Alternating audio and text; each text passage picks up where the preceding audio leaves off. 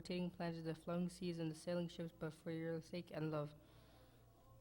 God has given me permission to enter the cloak with you. May I join you, O Prophet of Allah? The Prophet replied, and peace be on you, O trusted bearer of Allah's revelations. You are granted the permission. So Jibril entered the cloak with us and said to my father, Allah sends his revelations to you. Verily, Allah desires to remove blemish from you, O people of household, Ahlul Bayt, and purify you with the perfect purification.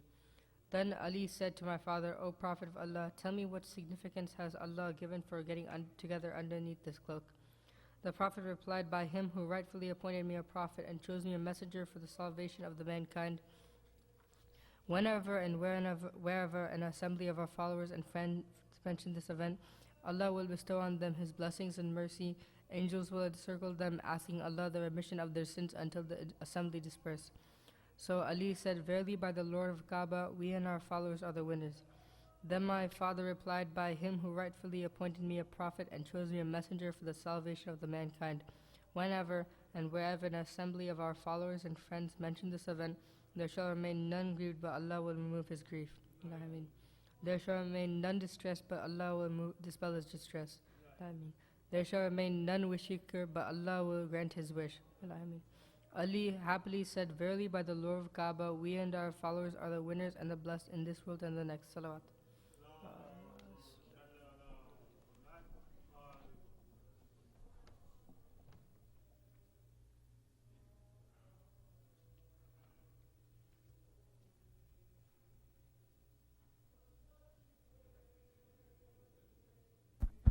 Thank you so much, Arman, for that beautiful recitation.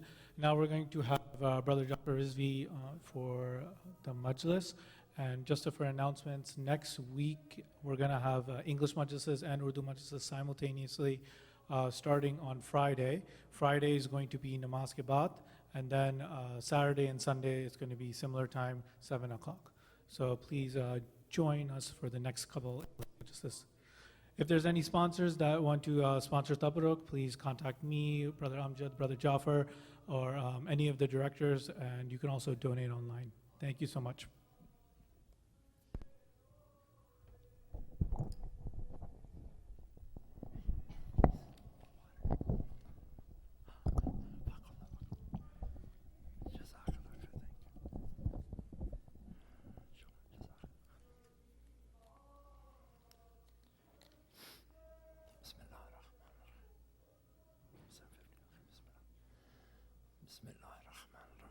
سورة المباركة الفاتحة.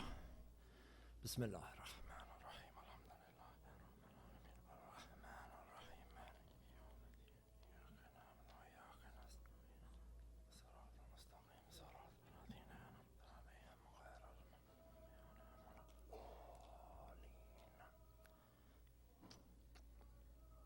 أعوذ بالله من الشيطان الرجيم.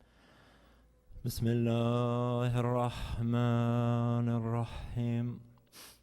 أشهد أن لا إله إلا الله وحده لا شريك له إلها واحدا أحدا فردا صمدا لم يتخذ صاحبة ولا ولدا.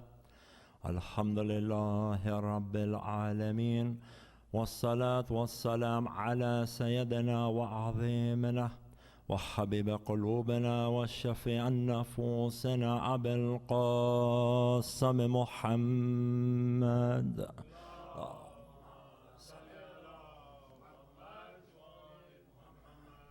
إن الله وملائكته يصلون على النبي يا أيها الذين آمنوا صلوا عليه وسلموا تسليما. اللهم صل على محمد.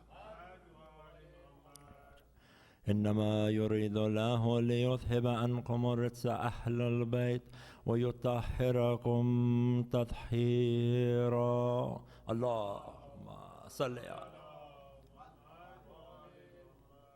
الحمد لله الذي هدانا لهذا وما كنا لنهتدي لولا أن هدانا الله. أما بعد، يقول الله في كتابه الكريم والقرآن المجيد وكتاب الحق. بسم الله الرحمن الرحيم. يسبح لله ما في السماوات وما في الأرض الملك القدوس العزيز الحكيم صدق الله العلي العظيم صلوا على محمد وعلى محمد اللهم صل Dear respected elders, respected brothers, respected sisters, Salamun alaikum jami'an wa rahmatullahi wa barakatuh. By the permission and mercy of Allah subhanahu wa ta'ala, last night we started discussing the 4-step process to self-purification. And we discussed the first 3 steps. The first being, how do we purify ourselves from vices? Before we begin the summary, I want to explain one thing, which is that there are many different types of vices. We mentioned a lot yesterday arrogance and narcissism and greed and selfishness. And these, without doubt, are something that can definitely affect the human being. But there's another set of vices that you may feel are more prevalent, or vices that you may experience more in your day-to-day life, whether or not you may have it within you, or you may see it within other people that you know. And so I want to focus on this hadith, which is attributed to Imam Ja'far ibn Muhammad as-Sadiq alayhi salam. Allahumma salli ala Muhammad wa ala. In which Imam as-Sadiq alayhi salam says, this is an unbelievable hadith, by the way. There are 6 traits, 6 characteristics that must never exist in a believing individual. Listen to the words of the Imam, very powerful.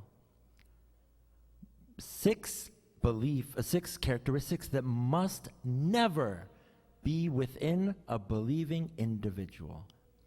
When we go over these 6 very quickly as we list them, this is just going to set the stage for the summary, and then we're going to continue tonight's discussion. But I want to keep this on board. What are the 6 traits that Imam as-Sadiq alayhi salam says should never be within you if you claim to be someone who is a believer?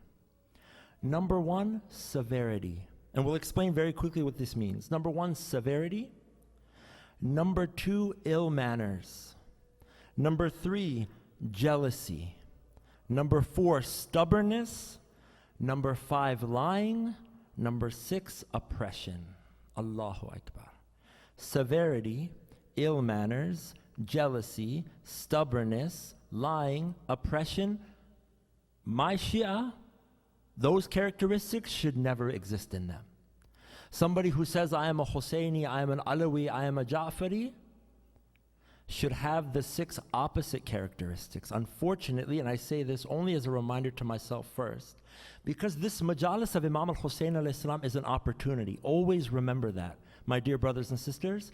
This majalis of Imam al-Hussein alayhi salam is a sacred institution, and it's an opportunity every time you sit on the Farsh-e-Azah. It's an opportunity through connecting with Imam al-Hussein alayhi salam to reform yourself. Always. No person who comes to the Farsh-e-Azah, no person can come and say, I'm perfect, I'm good, I'm as close to Allah subhanahu wa ta'ala as I can be, I'm done. No. The more you connect to Imam al-Hussein alayhi salam, the closer you become to Allah. But in order to do that, we have to reform ourselves. Unfortunately, specifically, I want to focus on severity and ill manners. Because oftentimes, these 2 characteristics are characteristics that we see a lot. Don't be harsh with people.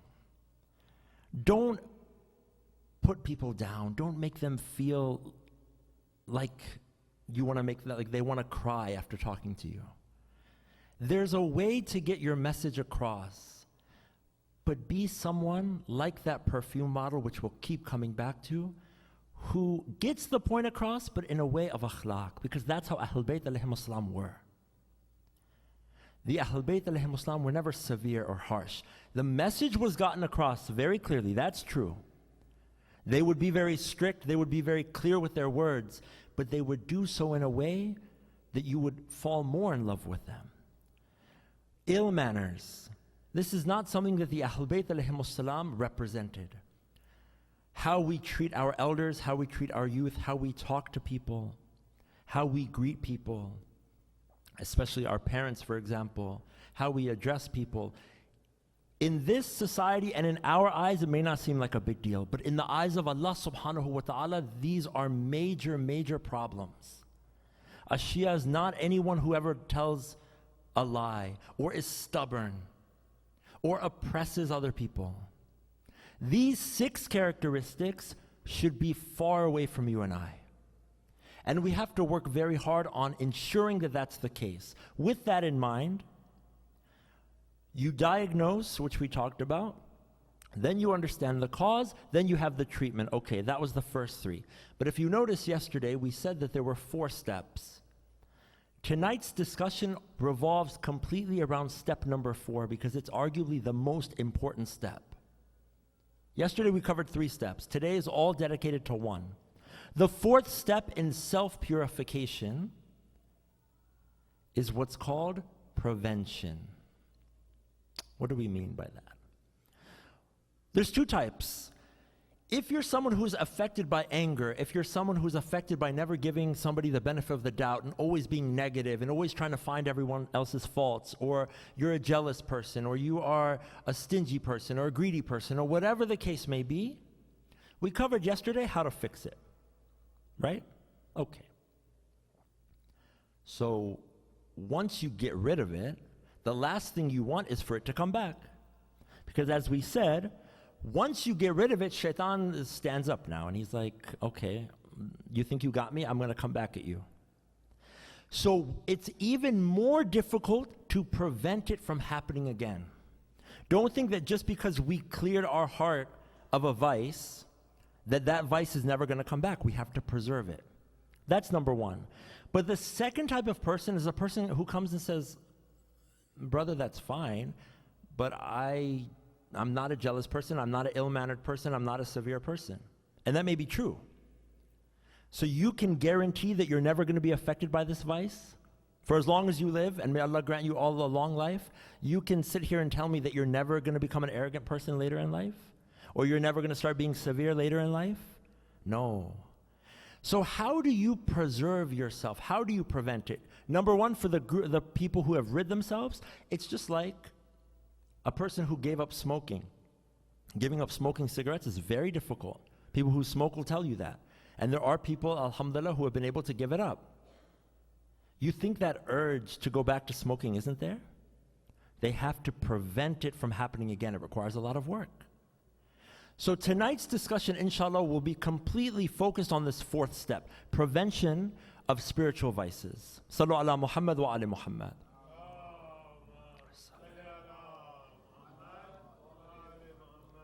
There are 4 preventive measures that you have to ensure that you consistently do to protect yourself. Preventive measure number 1, and we've talked about this, but we're going to talk about it in detail again because it's so important.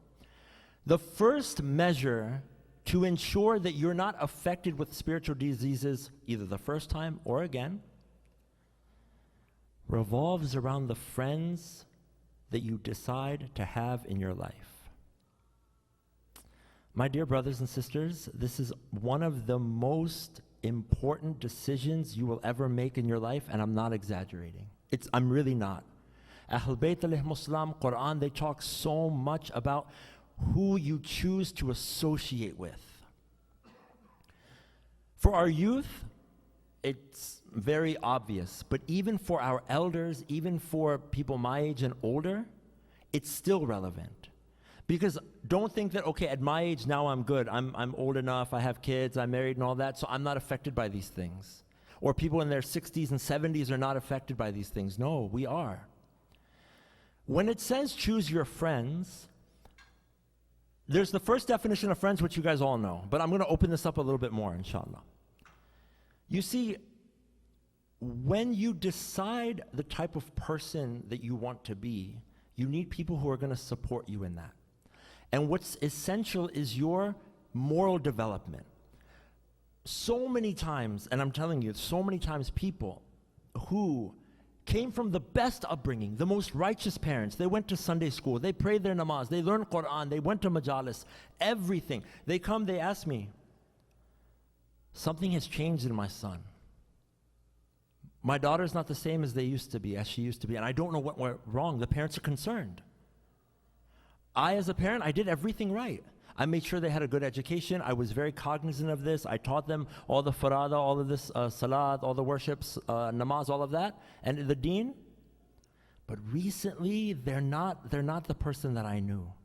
First thing we asked them, is there any new person in their life that maybe wasn't there before? To my parents, especially my parents, I know it can be very difficult because you don't want to seem like you're just micromanaging every aspect of their life, but this is one area that we have to be very careful. We have to make sure that we know that who they're associating with are people that are going to help bring them closer to Allah subhanahu wa ta'ala. This is one decision that we have to help. So either how do you do it? You guide them by showing them the type of people that they should associate with. Now the first thing someone's going to say is, okay, first of all, it's not that easy. Have you been outside to like a public school or even in the workplace? I mean, there are not that many Shias anywhere, and are you telling me we can only be friends with Shias? No, because as we discussed, Shias are the ones we're working on right now with spiritual vices, right? But the point is what? We're talking about your connection with Allah subhanahu wa ta'ala. We're talking about your relationship with God. We're talking about the people who are influencing your morality and your ethics, people who you take as close advisors. When you want to ensure that you are protected against any of these vices, you cannot take people who are known openly to have ill character. Islam says you respect everyone. We've just been talking about akhlaq. You are respectful to everyone, there's no doubt. But when you choose to bring someone into your life that you trust, be very, very careful. Don't let anyone and everyone into your heart. This is very important. And we're not just talking about friends. I've seen it with spouses too, on both ways. The person, before he got married, he was not a very nice guy, always frowning, ill-mannered guy all the time, pessimistic, complaining. MashaAllah, Allah blessed him with a great spouse, a great wife, for example. He changes. Completely different person. Because that wife's positive nature, that good akhlaq, is contagious. And it overrode that negativity that he had. And I've seen the flip side. Positive, kind, optimistic. They get married. The spouse maybe has ill character and it affects them. When you look for a spouse, you look for taqwa and you look for akhlaq. That's the first characteristics you look for. Someone who is God conscious and kind. When you choose your friends, you should be choosing friends that have your best interests at heart. Your best interest at heart is not necessarily your financial success or your academic success or your worldly success. While that's all fine and important, a friend who truly cares about you is a friend who cares about your hereafter. A friend who cares about your relationship with Allah subhanahu wa ta'ala. How close you are to Allah, how close you are to the Ahl Bayt, the Quran, what your parents, your relationship with your parents. If you, for example, are upset with a family member, that friend should be like, look, that's fine, I understand, but this is what Imam Ali, Imam Hussein alayhi salam, Rasulullah, this is what they would do, this is what Quran says, go and mend that relationship. That's a true friend. That's a real friend. So you cannot expect to be protected from spiritual vices if you are friends with someone who's openly arrogant or greedy or ill-mannered or uses profanity, for example. Someone will come and say, but Baba, they're Shia. Okay, so all Shias are masoom then? And I know this is delicate, I have to be very careful here. The point I'm making is we're talking about morality and ethics because someone will come and they'll say the flip side. Okay, I know non-Muslims that have akhlaq that's 1 billion times better than Shias. This is very crucial, my dear brothers and sisters, and I want this to not be misunderstood again. The reality is that the most important thing that you possess is your faith and your iman. Okay? Your belief in Allah subhanahu wa ta'ala is the single most precious thing that you possess. The reality is that while Islam says you be respectful to everyone, When we're talking about people that you bring closely, that you closely rely on and interact with and mingle with, they should be Muslim because we're not saying you cannot befriend non-Muslims. But what we're saying is that the Muslims specifically, you have to ensure your faith is protected. That's why, for example, Allah subhanahu wa ta'ala has made it difficult. If I want to have a roommate who's an atheist, Allah subhanahu wa ta'ala has made it difficult on purpose because there's rules regarding najasat. Because that faith can easily be impacted and you may not even realize it. So you start to live with someone who's an atheist, and now you start questioning your own faith. Islam says, again, be kind, be generous, befriend them, that's fine. But we're talking about, like I said, the people you let in. And the people you let in have to have your best interests at heart. So how can a person who doesn't believe in God have your best interest in heart, for example? And we see this. We have youth who are being more exposed to some of the opinions of the Western society today. And because it's so normalized, they're starting to say, why does Islam have a point of view of X, Y, Z? Aren't we all human beings? Aren't we all this? Can't everyone just be? Islam says, look, we have no issues with treating everyone with kindness and respect, but we have our principles. And we cannot compromise our principles when it comes to the relationship with Allah subhanahu wa ta'ala.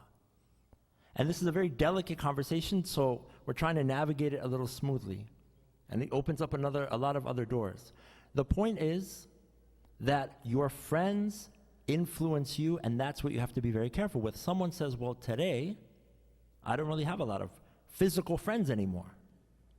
And that's true. Because if we go on Facebook and Insta, mashallah, the person has thousands of friends. Probably never met most of them, but that's fine. But those influencers, what you're constantly seeing on Insta and TikTok and scrolling and scrolling and scrolling, even if you're not befriending, what happens is it impacts you negatively. You ever read comments on anything, whether it's YouTube or Facebook or TikTok? I mean, it's some of the most depressing things you'll ever read. The language, the vitriol, how people talk to each other. You see in WhatsApp groups, akhlaq has completely gone out the window. Don't think that by reading those things on WhatsApp, for example, that negative akhlaq is not impacting you. It is. The more you're exposed to ill manners, the more you're exposed to severity, the more impact it has on your soul. So what do? We counter it. We counter it through positive akhlaq. We counter by reminding us of the world of Imam al-Hussein alayhi salam by enacting his morals in how we act towards people. And I know I've said this again, but I want to keep reiterating this perfume bottle because it's important. That you have nothing but goodness within you. So even if someone is rude to you or disrespectful to you or insults you or makes fun of you, you kill them with kindness. Because that's how Ahlul Bayt alayhim salam were. That's what Allah subhanahu wa ta'ala wants. It's difficult because you have, and I have, the idols of egotism and arrogance within our hearts. We do. So I have to destroy them. Islam talks a lot about idol worship, and we say, well, idol worship was so long ago, we don't have idol worship. Habibi, we have it. Because we worship ourselves. We have to destroy it. How do you do all of this? Associate with people who are close to Allah subhanahu wa ta'ala. That's the key. People that remind you about Ahlul Bayt, about Allah. Now you're going to say, oh, so I can only be friends with Maulanas? Is that what you're telling me? No. First of all, the only God-fearing people are not Maulanas, right? All the Mu'mineen, the Maulana. Basically, people of taqwa, people who care about Allah. You see people openly, some people openly, they don't care whether Allah's in their life or not. Be very careful with those people. Again, and I will reiterate this 1,000,000 times, never, ever, ever, under any circumstances, judge someone. Never believe that you're better than anybody else, because only Allah subhanahu wa ta'ala is the one who makes that decision. But at the same time, you're looking out for yourself. And I know this gets a little complicated. It's not as easy as I'm making it seem. Just don't let everyone into the window or the door. That's all. And the same thing goes with the social media influence that happens. For my parents, my young parents especially, when it comes to the YouTube videos with your kids, and I didn't even realize this growing up, and now I'm thinking about it. Television especially, I mean, it's really, really hard. Like pretty much most things are not appropriate. Even things that are geared towards our kids are still not appropriate for what we're trying to teach them. We need more Islamic programming. And I know there's starting to be an increase in that, and that's fantastic, because they will take the principles and the views and the opinions of the Western society and paint it in a way that's all cuddly and nice for toddlers and kids, where they're able to get their message across and you don't even realize it's happening. I mean, they're very slick. All of this falls under this concept of friends, who you become close to. So for my young parents, we have to be very careful with what we allow them to watch. For my teens, be very careful with what channels you're on in regards to your social media. Don't just go on every channel and accept everything. Be very careful when it comes to your ethics and your morality. Be very, very careful. Befriend the Nahj al-Balagha. Befriend it. Someone say, man, I can't. I don't understand what it's saying. No, that's shaitan talking. And don't tell me you have the time. I know you have the time. What happens is, again, shaitan doesn't want you to have the time. So then he makes you feel really drowsy. Oh, Quran, Nahj al-Balagha. No. Become close to the Quran, become close to Nahj al-Balagha, Sahifa. Slowly. I'm not saying go and start memorizing all 3 books all today. But cut relationships with negative influence and become friends with Imam Ali alayhi salam. How do you become friends with Imam Ali alayhi salam? Read Nahj al-Balagha. My God, you want to talk about ethics and morality? Read Sahifa.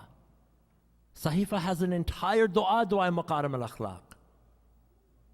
I don't need to be learning how to treat people from TikTok and all this other stuff. Now someone will come and say, but brother, there's Maulanas on. Yeah, that's different. That's not what we're talking about. That's great. There's a lot of good on social media.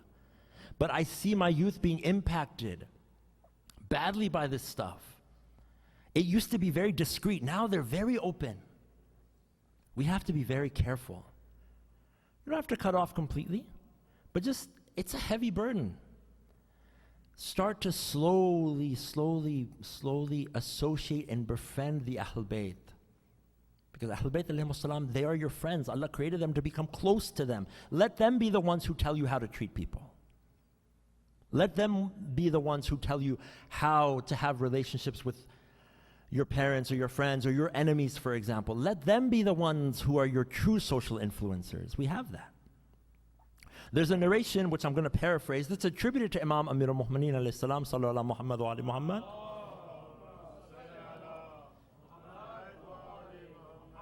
Beware of befriending evil company, because just as the wind takes a foul smell and moves the foul smell from one area to another, the evil of a character can be moved onto you. I'm paraphrasing this from Imam Ali alayhi salam. This is not my words. So the counter to that is be the opposite. Impact people through your akhlaq. Bullying, for example, is a major problem. In elementary school, in middle school, high school. Bullying is a problem in Shia communities too, by the way. Adults go through bullying too, believe it or not. No member of the Ahlul Bayt, no member of the followers of Ahlul Bayt should ever be a bully. And this may surprise some people, but if you look at what happened to the Ahlul Bayt alayhimus salam, they were bullied too. But look at how they responded, how they reacted, because they held on to Allah subhanahu wa ta'ala. So all I'm saying is, when it comes to your friends, if you have friends that openly backbite all the time, they're always negative all the time, just distance yourself in a way that's respectful. If you're close enough, you can nicely talk to them. Say, brother, I know you're not like this, you're a good person, I want to help you. Because it's so contagious. Why is it contagious? Allah subhanahu wa ta'ala built us where we have a natural tendency to imitate. Naturally. That's why you see people who want to be like these movie stars and athletes and different influencers. You start dressing like them. Because that's natural. You're gravitating towards that person that you are attracted to. So the more you become close to Ahlul Bayt alayhimus salam, the more you start to act like them. The more you start to talk like them. The more you associate yourself with those people that remind you of Ahlul Bayt, the lighter you feel. Why else do you think the narrations mention that just to look at the face of a scholar is worship? There's a reason. There's a reason. So be very careful. Be kind to everyone. Give everyone the benefit of the doubt. But the people that you take as your advisors, don't let everyone in there, inshallah. Sallu ala Muhammad wa ala Muhammad.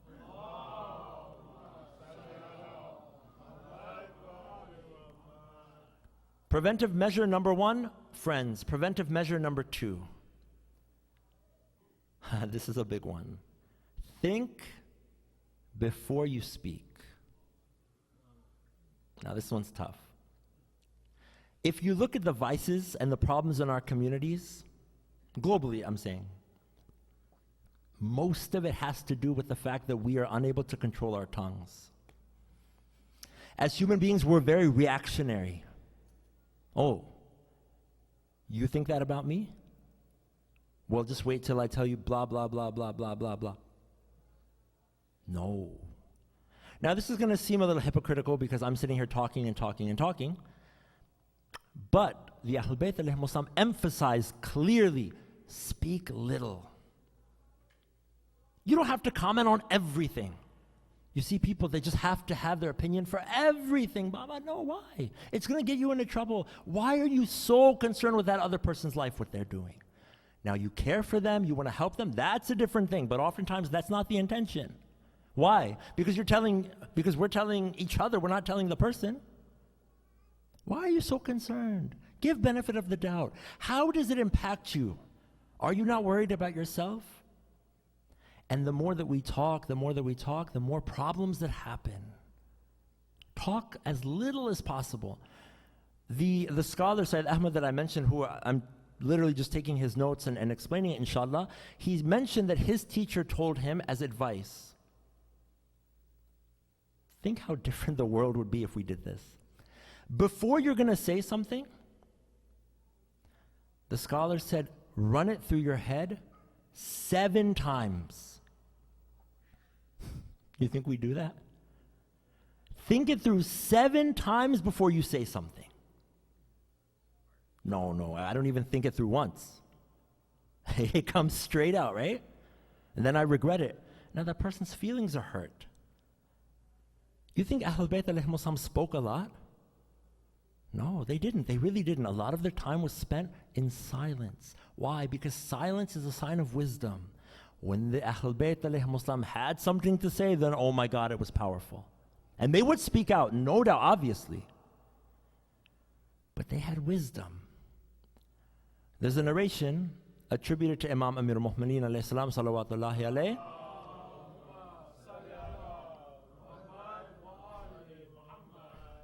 A wise man's mind is in front of his tongue. I think I may be getting this wrong, but you'll get the picture. Whereas a fool's mind is in front of behind his tongue, meaning the tongue is what controls the mind of the fool. You see, when you study ethics and morality, there's a great focus on the aql, on the intellect. Because as you know, we've discussed before, the soul is composed of 4 things: imagination, desire, anger, and the intellect. Okay. In order to be a successful person, the intellect has to always be in charge, always. Anytime you lose that battle where the intellect falls behind and your anger or your desire or your imagination is in charge, that's where you see problems. And what happens is with your tongue and my tongue, if the intellect is not behind this tongue, we say things we don't mean. We say things that hurt people. Why? There's a saying, the tongue is a beautiful servant. It's a great servant. But it's a terrible master. Allahu Akbar. Beautiful servant, great servant, but terrible master. Bite your tongue. Think about it. Is it necessary? No, but someone says, no. I have to teach him a lesson. I have to put him in his place. You know what he did to me? Why do you have to teach him a lesson? Why do you have to make sure? You don't trust in Allah subhanahu wa ta'ala? First of all, forgive that person for the sake of Imam al-Hussein alayhi salam, but no. I was standing in line, he cut me, I have to tell him off. My pride is at stake. What do you mean your pride is at stake? Says who? Show me one hadith where Ahlul Bayt alayhimus salam said that.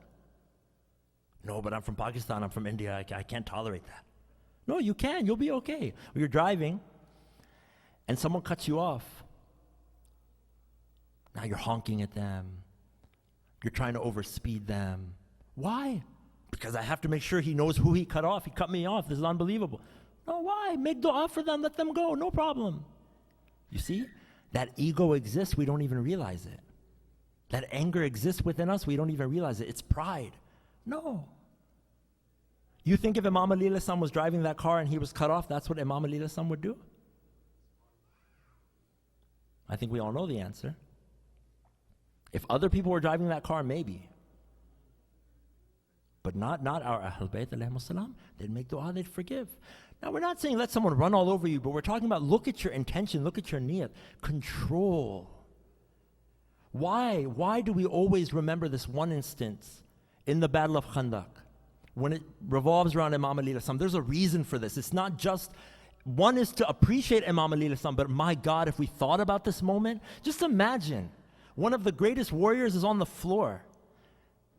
You have Zulfiqar in your hand. You're literally about to strike him down. He spits on your face. You walk away, turn around and come back? You think it's something small, something easy? I can't even do it if someone cuts me off in the parking lot, my own Shia brother. Or someone doesn't invite me to something. I focus on this because it's a big problem. I didn't get invited to this da'wat. It's okay. No problem. No, it's not okay. I want to make sure he knows he hurt my feelings. No. Did Imam Ali do that? Imam Ali walks away. He spat on the face of Imam. You know how much adrenaline there is when you're fighting, by the way? I mean, just imagine, you've been fighting, it's been such a vicious fight. Imam Ali fighting, he has it. Spat on the face, he walks away. My God. Show me in history where you'll see self-control like that. Show me anywhere in history. You know how? Because Ali is connected to Allah subhanahu wa ta'ala. My God. That's the only way you can understand that moment. Because Imam Ali has figured it out. He's figured out what success is, what true success is. It's not about me, it's about Allah. Kill the ego. Put it aside. Remember we said yesterday, the Shia are not ordinary people, my God. When you truly follow in the footsteps of Ahlul Bayt alayhimus salam, look at the potential. You think the world doesn't know about Ahlul Bayt? The people who are really in control, they know. Why do you think there's such an effort to make sure that the rest of the world doesn't know? Because they know what would happen. They know what would happen. So they try to keep it suppressed. We will not let that happen. We have to embody the teachings of the Quran and Ahlul Bayt and let it spread like wildfire. Naturally. People always say, why don't we do dawah? Habibi, you can do dawah just by enacting this one moment. In my own communities, if I were to show forgiveness and benefit of the doubt to my own Shia brother or sister, life would be so different, right? You cannot be a part-time Shia. It doesn't work that way.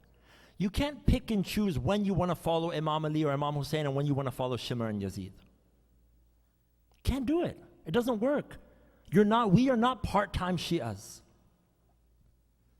It's too precious, right? Ahlul Bayt alayhimus salam is too precious. Imam al-Hussein alayhi salam's teachings, what the Imam sacrificed, it's too precious. So use it when you need it. Right now in the majlis, for example, it's easy. Shaitan's not going to try to come here. It's too pure and protected. So everyone, right? But when you start to feel okay, that's when you have to pull it out. And a large part of this has to do with what we say. If something is necessary, say it. But how you say it is also very important. People will tell me all the time, they'll say, look, I tell them, I said, what you said was not the issue. What you said was fine. But look at the poor guy, he's about to cry. I don't think that was even your intention. Why are you so harsh? It's oftentimes how we say it. Our intentions are good. They really are, I believe that. But how we say it, because that akhlaq is missing. That's why the Imam Sadiq al-Islam says, severity, ill manners, that's not to be found in the Shia. severity, ill-mannered, stubbornness, not in the Shia of Ahl Bayt, not in my followers, no. Maybe in the followers of other people, but not us. Don't have severity. Don't be ill-mannered. Be respectful. Be respectful to everyone, and it starts with what comes out of our mouth. Because this mentality of, I just have to say it. Just try not saying it. Come back to me and tell me if you melted or you exploded because you just couldn't handle it. The world moves on. You feel better. There's a quick side note to this. You see, we talked about the importance of always being in control, right? Always being in control of your nafs, of the intellect. We have to get accustomed, and I say this only as a reminder to myself, to always tell shaitan no all the time. Because shaitan and our nafs, both, they work hand in hand. They're trying to always get you to say something, to speak out, the first thing that comes to mind. Be negative. And I've mentioned this before, but I want to reiterate it. There's a narration that says that when you are in your final moments of life, and may Allah subhanahu wa ta'ala make it easy for all of us, we are going to be in a state of extreme thirst. Shaitan comes with a glass of water. He's going to offer this water to quench thirst that you've never experienced before. But with shaitan, la'natullah alayh, there's always a catch. Always a catch with that guy, right? I'll give you the water, one condition. Denounce your belief in Allah subhanahu wa ta'ala. Astaghfirullah. You're going to be very thirsty. It's not going to be that easy. Now, this is a whole other discussion, and we can talk about ways to combat this at another time, inshallah. The point I'm making is, what it says is, and may Allah subhanahu wa ta'ala protect all of us from this, that the person will, a'udhu billah, give in. Now, these are by the way, Muslims or believers. They've been Muslims or believers their whole life. In that final moment, they'll give in to shaitan, and they'll die as a kafir. Thirsty also, by the way. You know why I mention this? If you spend your life telling shaitan no, no, no, then in that moment it's going to be easy to tell him no. But if you continuously spent your life saying yes, yes, yes, then at that moment it's going to be easy to tell shaitan yes. So just think it through. Is it really worth it? Is this really what my Lord wants from me? Is this really the purpose of why He created me? Because when you look at what Allah subhanahu wa ta'ala expects of us, it's such a beautiful representation of Allah subhanahu wa ta'ala Himself. Really. Look at what Allah subhanahu wa ta'ala is asking us to become. The imams, the prophets are the representatives of God. Ill-mannered, severity, stubbornness, anger, envy, jealousy, all of these things. Because Allah isn't like that. Allah doesn't want that. That's not Allah.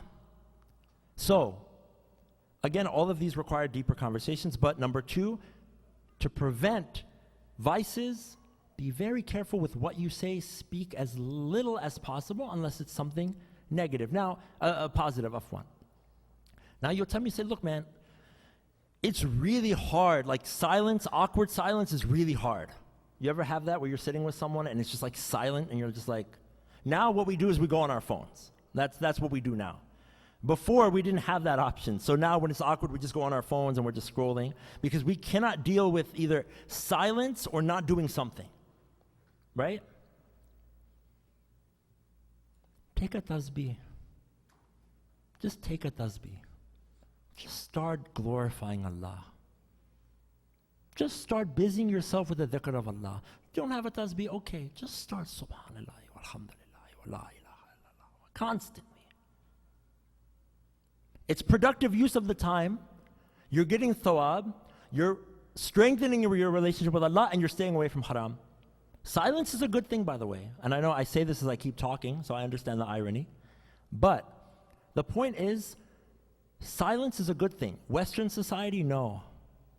You know, I can't even go to the restroom in an airport without there being music played. I've never understood that. Why? I go to the grocery store, I'm just trying to get some bananas and apples, and there's music playing. Why? Why can't you just turn the music on? Why? I'm just trying to get groceries.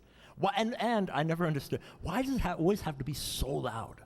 You ever ask yourself that? Every place you go, there's music blasting. You think it's by accident? There's a reason for that. You know what the reason is? You know why people don't like awkward silence? You know the reason?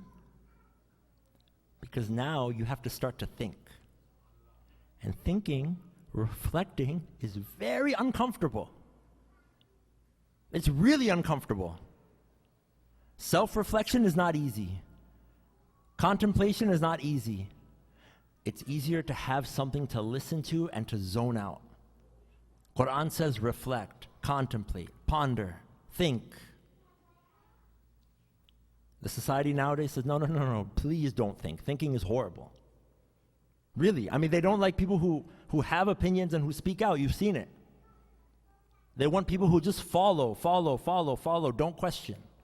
Nah, they came to the wrong school if that's what they want from the Shias of Ahlul Bayt alayhim assalam, because we're the exact opposite. We are a school of thinking and contemplation. So silence is a good thing. It's a good thing. Sallu ala Muhammad wa ali Muhammad.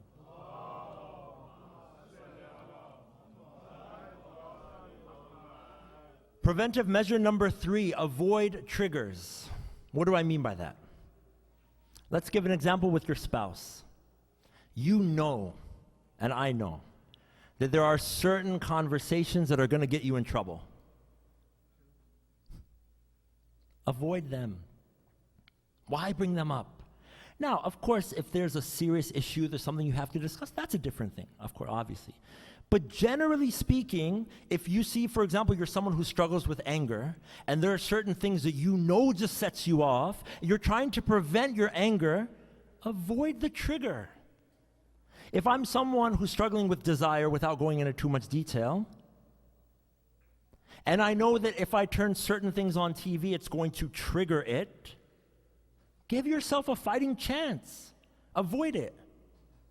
If I'm talking to my spouse, why do I need to bring up my in-laws or their in-laws? I know it's going to end badly, right? I know that we're going to start fighting. So avoid those triggers that you know is going to get you in trouble, that you know is going to set you off. Avoid them. Oftentimes, we put ourselves, when we're trying to fight certain things, we put ourselves in situations or battles that we can't win. It's like that same brother or sister who's trying to give up smoking, and they've been cold turkey, and now I take that poor brother and I put him in the middle of a bunch of smokers and I say, don't smoke. It's not fair.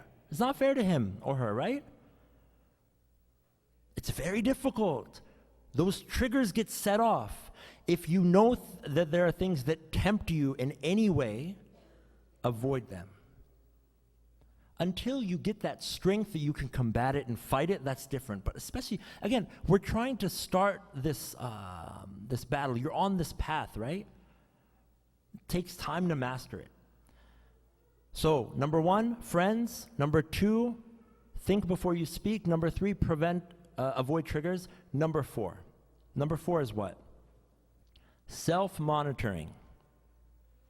This is one. People are like, no, man, there's no way I'm going to do this one. What is this one? Self-monitoring, self-assess. I'm too busy for this self-assessment stuff, man. What is it? Number 1, every single day that Allah subhanahu wa ta'ala blesses you with another opportunity at life, when you wake up in the morning, after you thank Allah subhanahu wa ta'ala, make a promise to yourself. Every single day make a promise. With whatever vice you're fighting, so let's say anger, let's say ill-manneredness, rudeness, harshness, whatever it may be, greed. I'm making a promise to myself today that today I'm going to treat people kindly. I know that Allah subhanahu wa ta'ala is watching me. I'm trying to get back to Allah subhanahu wa ta'ala. I'm not going to be rude to people. I'm not going to make fun of people. I'm not going to backbite. Same promise every single day. Again, we're saying just one vice. Just one vice at a time. You can't go and try to tackle the whole world. One vice. Remind yourself every single morning, make a promise to yourself. Now, you think that's it? No. Dhuhr time comes, man. That was in the morning. Now it's like Dhuhr. I've done Dhuhr. I'm out with my friends. Oh my God. And they're telling me about this guy who did something, and I can't wait. I just want to get in and start backbiting. Oh, whoa, wait a second. I made a promise to myself in the morning that I wouldn't do this anymore. No, you know what? I'm good. And you walk away. Or you change the topic, which would be better, right? Because you want to avoid them from doing a bit too. The point is, remind yourself of that promise that you made. The second step is self-assess. How am I doing? This is going to sound crazy, but it's beautiful. Start off, write down how many times you got angry today. Literally, keep a journal. Write down, I got angry 17 times. Allahu Akbar. The guy has some issues. He needs to calm down. 17 is a lot. But I got angry 17 times today. You know why why a lot of times we have this issue? We don't even realize how many times we do a certain vice. We don't even realize how much it's an issue. If I were to write down how many times I drink soda or sugar throughout the day, oh my God. Right? It would be a lot. Like when you start to realize it, so you say, okay, I got angry 17 times today. And then Tuesday, I got angry 14 times. Okay, good. And you start to see progress every single day. What you don't want to see is you're going from 17 to 14 to 25. You want to see gradual improvement. You know why? You become motivated. Say, you know what? I can do this by the permission of Allah subhanahu wa ta'ala. This is really working. I'm starting to feel like a better person. I'm starting to feel like a happier person. I'm starting to feel like someone who the Ahlul Bayt alayhimus salam would be proud of. Someone that I could really say, oh Imam Sahib al-Zaman, I really want to be a part of your army, and I'm proving it. That I'm actually showing the Imam I'm trying to make an effort to get close to him. And the only way you do that is you have to self-assess. You have to be accountable. The issue is that we don't hold ourselves accountable. We don't. We hold every other person on this earth accountable, but not ourselves. Because it's not comfortable. Islam says, nope, changing it. Hold yourself accountable first. Hold yourself accountable first. Look at how you are improving and remind yourself and assess yourself and see, how am I doing? The only way you can get rid of vices and prevent vices is if you monitor it. And I will, for full disclosure, say that it's something I'm trying to work on myself. Haven't mastered it yet. But even if you can just start the process, inshallah, together, we can go on this journey together. You take a journal or even on your phone, and no one can come and say that they don't have the time. Because if you have the time for the vice, then you have the time for the journal. Nobody can come and say, I'm too busy. It takes 5 minutes, 10 minutes. Slowly. Just this one thing. Monitor, see. Ask for those people around you, are you seeing an improvement? Am I getting better? Because you're doing this for you, but you're doing it for Allah subhanahu wa ta'ala. You will notice a change. That's the only way you can hold yourself accountable. So to recap really quickly before we go to Masaib. Preventive measures to ensure vices don't come back. Number 1, be careful of who you befriend. Number 2, speak as little as possible. Number 3, avoid triggers that set off those vices. Number 4, self-assess. Monitor. Hold yourself accountable. Sallu ala Muhammad wa ala Muhammad.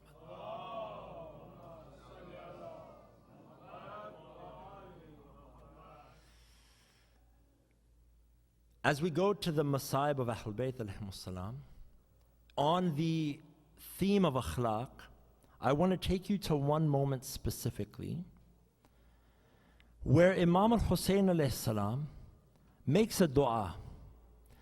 And Imam al-Hussein alayhi salam looks up to the heavens and he says, Oh Allah subhanahu wa ta'ala, bear witness that I'm sending someone on the battlefield who most closely resembles your prophet, not just in how he looks and his actions, but his akhlaq, his morals, his ethics.